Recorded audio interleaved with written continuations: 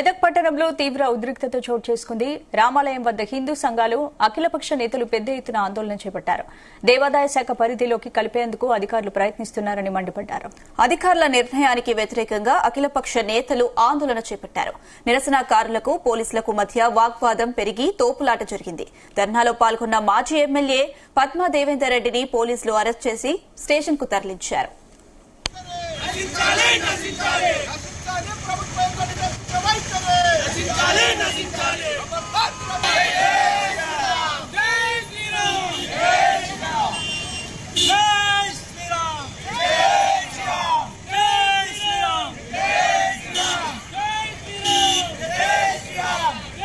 ప్రతి ఒక్క భక్తుని చర్య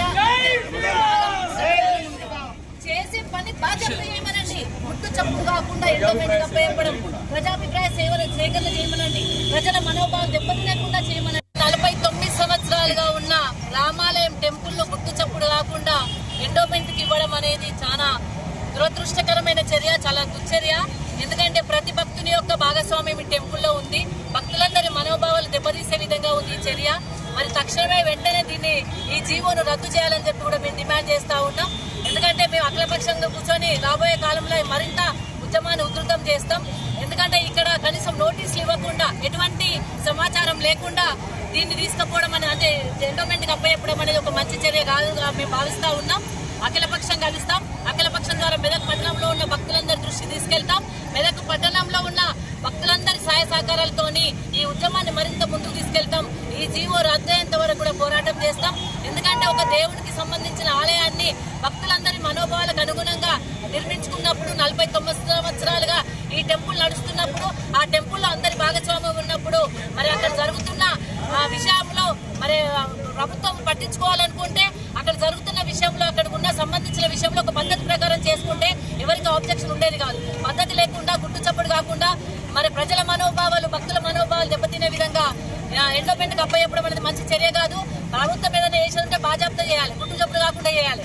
ఇదే ఇక్కడ ఉన్న ఎమ్మెల్యే గారిని కూడా అడుగుతా ఉన్నాం, ఏదైనా చేసేదంటే మీరు బాజాప్తా చేయండి.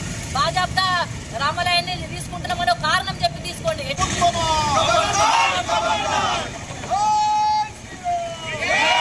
ఇదే అంశం సంబంధించి మరిన్ని అప్డేట్స్ మా ప్రతినిధి నగేష్ అందిస్తారు. ఎస్ నగేష్.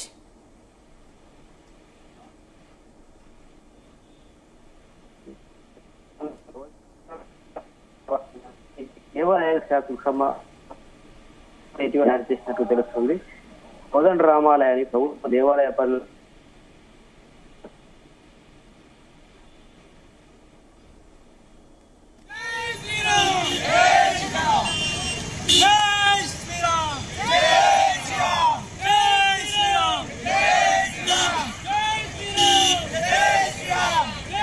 ప్రతి ఒక్క భక్తుని చర్య